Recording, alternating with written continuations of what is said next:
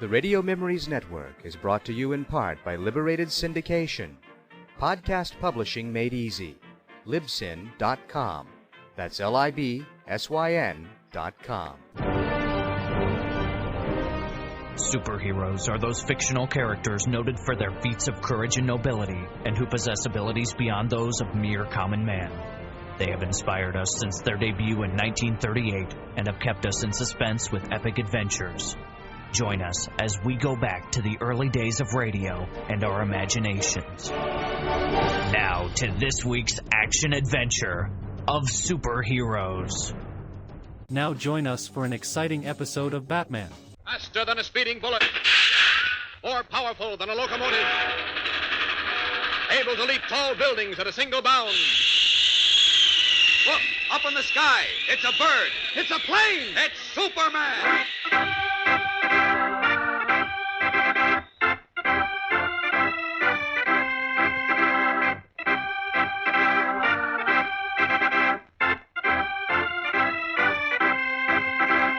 Yes, it's Superman, strange visitor from the planet Krypton, who came to Earth with amazing physical powers far beyond those of mortal men, and who, disguised as Clark Kent, mild-mannered reporter for a great metropolitan newspaper, wages a never-ending battle for truth and justice.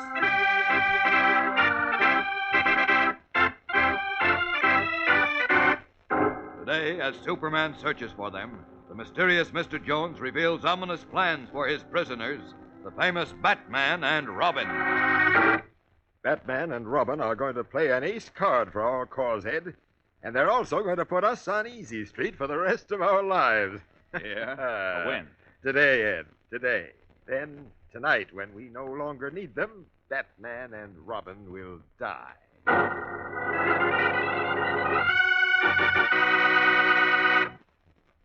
All right, gang, get set now for more Superman contest winners. You may be among these, so listen carefully.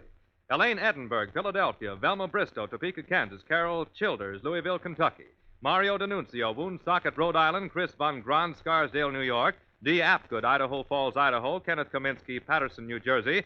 Gerald Hanner, Bloomington, Illinois. John Morgan, Helena, Kansas. Carolyn Plinsky, Beverly, Kansas. Angelina Istaranti, Brooklyn, New York. Edwin Vinner, Keyport, New Jersey.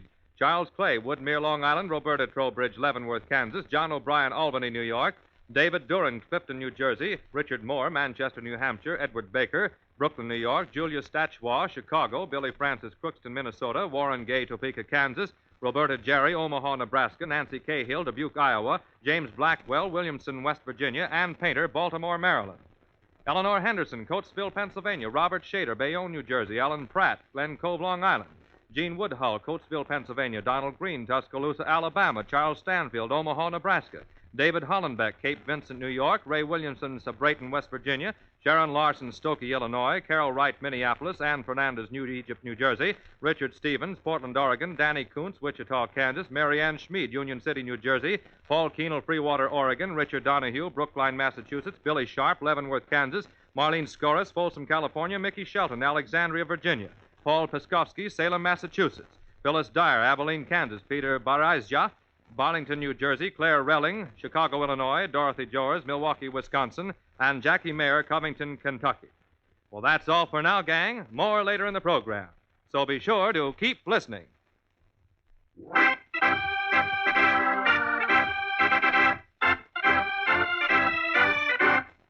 And now, the adventures of Superman. Having somehow learned that the famous Batman and Bruce Wayne were one and the same person, a man calling himself Jones persuaded Batman to go away with him under the threat of revealing his secret. 2 weeks later, an impersonator wearing Batman's costume appeared in Metropolis. The imposter looked and spoke so much like Batman that even Robin and Clark Kent, who is Superman, were fooled. And after appearing at 2 huge mass meetings where he made rabble-rousing, un-American speeches, the impersonator led Robin into an ambush and then disappeared. While Superman, who by that time knew the truth, perfected a plan to locate his missing friends, Batman and Robin were reunited far upstate in an old prison barracks dating back to Revolutionary days. There, as prisoners of the mysterious Mr. Jones, they were shackled by heavy chains around their ankles to iron staples embedded in the beams. As we join them now, they are pressing their ears against a thin crack in the wall, through which they have just overheard a conversation between Jones and a man he calls Ed, Batman's impersonator. Listen. Holy smokes, Batman. Jones said he's going to ring down the curtain on us tonight. Yes, I heard him, Robin. What are we going to do? Just wait here like mice? Got any good suggestions? Not even a bad one. Look, what do you... Hold it. Here comes Jones now. They're in here. Yep, here they come. Listen, Robin. If they come close enough for us to get our hands on them... I get it, Pat. Good morning, gentlemen. I hope you're quite comfortable. Never felt better, Mr. Jones. Oh, we're crazy about your hotel, Jonesy. Especially the sleeping accommodations. Nothing like a good hard floor to keep a fellow feeling fit, I always say. I'm glad you haven't lost your sense of humor, Robin. Don't go any closer, Ed. These chaps might forget their manners. Oh, come on. You needn't be shy. Yeah, step right up and shake our hands. Smart little punk, aren't you? Oh, boy, come just a bit closer and repeat that, Bud, please. Stay where you are, Ed. If you think I'm afraid of these guys... Grab him, Get Batman! back, Ed, you fool. I missed. Oh, tough luck, Jones. From here in, Ed, I'd suggest you forget your stupid bravado and do as you're told, or you'll regret it. You can say that again. Now, let's get down to business. Batman, I want you to do me a favor. Really? This ought to be good. Yeah, I can't wait to hear it. Well, spill it, Jones. It's really quite simple, Batman. I just want you to tell me in which banks or vaults you have your safe deposit boxes, and I want you to give me the numbers of your boxes. That's all, huh? Are you kidding? I figure you must have the bulk of your wealth in securities, bonds and stocks and so on, in your safety deposit box. Since it was never possible for Ed or myself to follow you into bank vaults, we couldn't learn just where your safety deposit boxes are or their numbers, and Ed must have that information so as not to arouse the suspicion of the vault guards. You understand? Sure, I understand, all right. But if you think I'm going to give you any of that information, you're crazy. And how? Maybe this will help you to see things my way, Batman. Uh-oh. Put that gun down, Jones. Don't be ridiculous. This revolver is pointed at Robin, and at this distance I can't possibly miss him. Now, do you tell me what I want to know, Batman, or do I fire? Now, wait. He's bluffing, Batman. You should realize by now that I don't bluff. Now, I'll count to 3. If by the time I reach 3 you still haven't talked Batman, it'll be the end of Robin. 1. Don't tell him, Batman. 2. He's gonna finish us anyway. 3. Wait, I'll tell you. No. I thought you would. No, don't, Batman. Don't talk. You know he's gonna finish us anyhow. You heard him say so. Well, I can't stand here and watch him shoot you, Robin. Of course not. Now, tell me, please. All right. All right, here it is.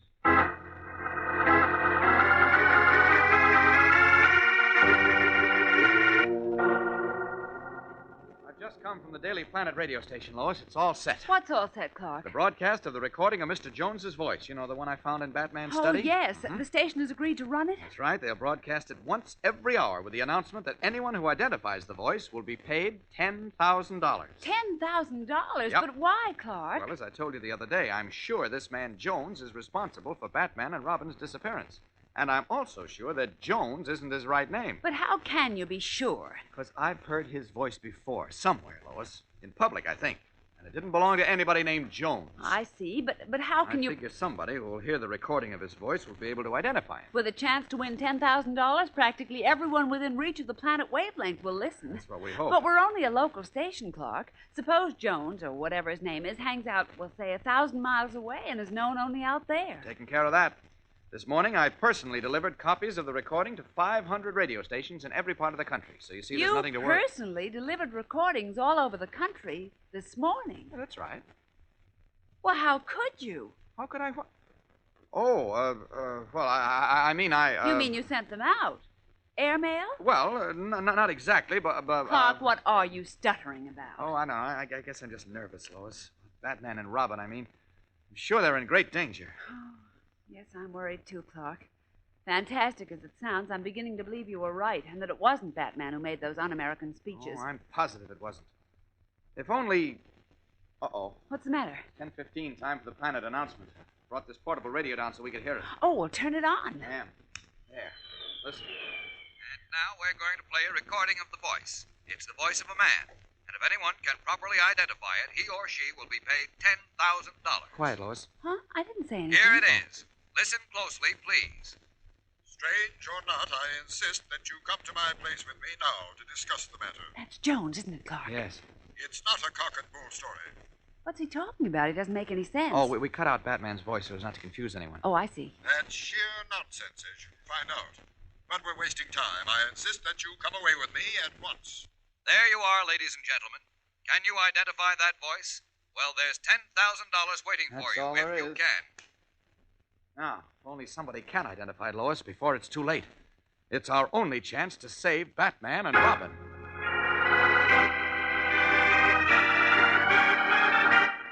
Will somebody identify the voice of the mysterious Mr. Jones before it is too late? We'll be back in a moment with the tense climax of today's episode, so keep listening.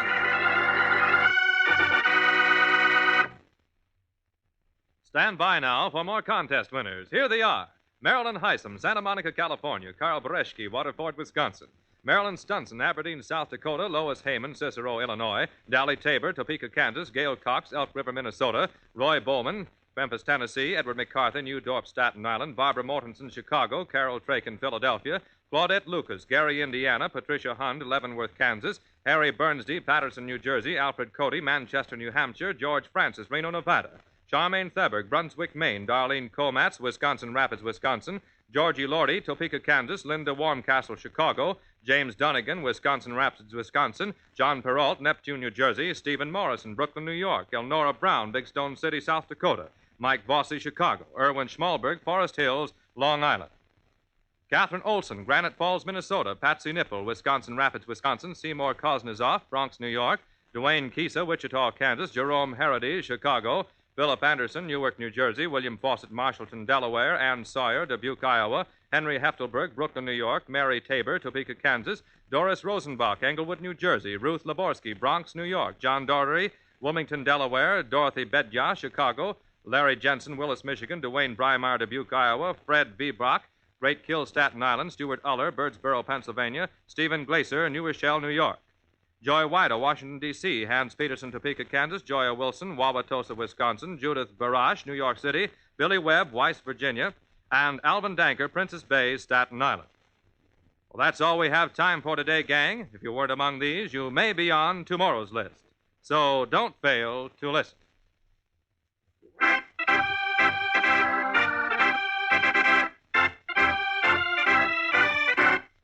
And now, back to the adventures of Superman. It is the middle of the afternoon, and in his office in the Daily Planet with Lois Lane, Clark Kent paces the floor anxiously. For heaven's sake, sit down, Clark. You're wearing a path in the carpet. Oh, hang the carpet. That recording has been on the air for over 5 hours now, Lois, but nobody has called up to identify Jones's voice. But it takes time. Time is one thing we haven't got. Well, I know. For all we know, it might already be too late to save Batman Oh, and now, Robin. look And here. another thing I counted on hasn't worked out either. What's that? Well, I've learned that Batman's impersonator appeared at the bank the other day, forged Batman's signature, and drew out all his cash. He did? Yes. I happen to know that most of Batman's fortune is in securities. I don't know where he keeps them, but I left word at all the banks that if anyone... Oh, just a minute, Laura. Clark Kent speaking. Who? Oh, yes, Mr. Anders. What?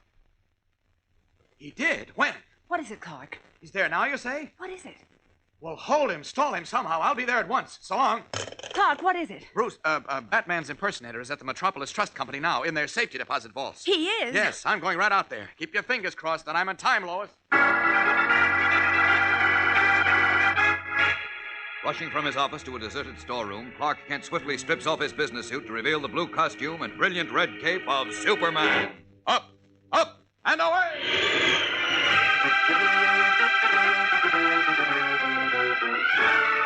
Then he streaks away through the bright afternoon sky, bound for the Metropolis Trust Company. Will he arrive in time to seize Batman's impersonator, and perhaps Mr. Jones, too? There's a thrill a minute in tomorrow's exciting episode, fellows and girls, so be sure to listen. Tune in, same time, same station, for Chapter 8 of Batman's Great Mystery on The Adventures of Superman.